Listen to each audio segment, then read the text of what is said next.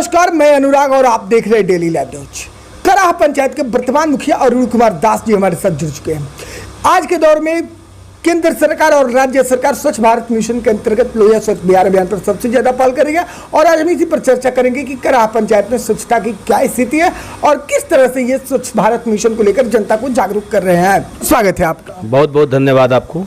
मुखिया जी, आज के दौर में केंद्र सरकार और राज्य सरकार स्वच्छता पर सबसे ज्यादा पहल कर रही है। आपके पंचायत कराह में स्वच्छता की क्या स्थिति है? मेरे पंचायत में स्वच्छता का स्थिति अच्छा है जी। अभी वार्डों में चल रहा है, कार्य चल रहा है, शौचालय भी कुछ बन रहे हैं जी। प्लस जो ई रिक्शा वाले लोग हैं और ठेला वाले लोग जो कर्मी हैं वो अपना काम कर रहा है। अधिकतर वार्डों में काम शुरू है। लेकिन मुखिया जी, सबसे बड़ी बात यहाँ पर आ रही है कि लोहिया स्वच्छ बिहार के अंतर्गत प्रत्येक पंचायत में WPU बनवाया जा रहा है, जिसको कुछ लोग कचरा घर या फिर कूड़ा घर कह रहे हैं। तो वो पंचायत स्तर पर क्यों बनवाया जा रहा है?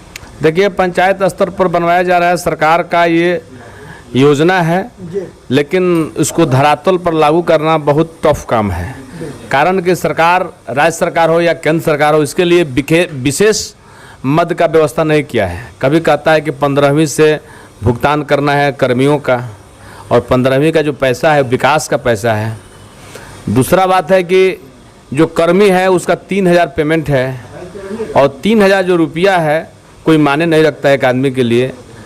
सरकार इसके लिए कानून बना दे, जिस तरह शिक्षकों का पेमेंट उसके खाते में जाता है, उसी तरह कर्मी हो या सुपरवाइजर हो उसका पेमेंट उसके खाते में जाएगा। तब वो पैसा का अपना मालिक रहेगा और सरकार से और कर्मी से डायरेक्ट कम्युनिकेशन होना चाहिए, दोनों का डायरेक्ट वार्ता होना चाहिए। तब उन लोगों को काम करने में मन लगेगा और टाइम से पेमेंट होगा, हर महीना उसको भुगतान होगा, तब अच्छा से काम करेगा, तब कार्य को मन से करेगा और कार्य विकास होगा। लेकिन अगर हम बात करते हैं लोहिया स्वच्छ बिहार अभियान की और जो उसमें स्वच्छता कर्मी है उनके पेमेंट की बात करते हैं, पेमेंट जो है 70% जनता से और 30% सरकार देगी तो उनका पेमेंट होगा। क्या आपको लगता है कि इन दोनों के मेल से, यानी कि सरकार के पेमेंट से और जनता के कलेक्शन से उन लोगों का पेमेंट हो पाएगा? इम्पॉसिबल है। तो पॉसिबल करने के लिए क्या करना चाहिए पंचायत स्तर पर कि स्वच्छता कर्मी का पेमेंट हो?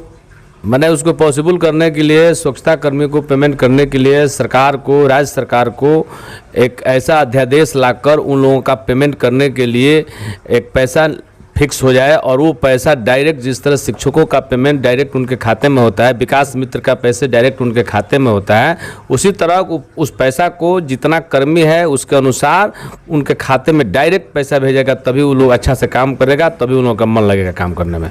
और जनता को भी जागरूक होना पड़ेगा। पर डे 1 रुपया देना है, और जनता जब 1 रुपया देंगे तो उससे उनका पेमेंट होगा और प्लस अच्छा से वो लोग काम करेगा। जल नल भी गड़बड़ा गया, जल नल में भी कर्मी का पेमेंट नहीं हो पा रहा है, क्योंकि उसमें भी जनता को 1 रुपया देना है, लेकिन कोई जनता पैसा देता नहीं है।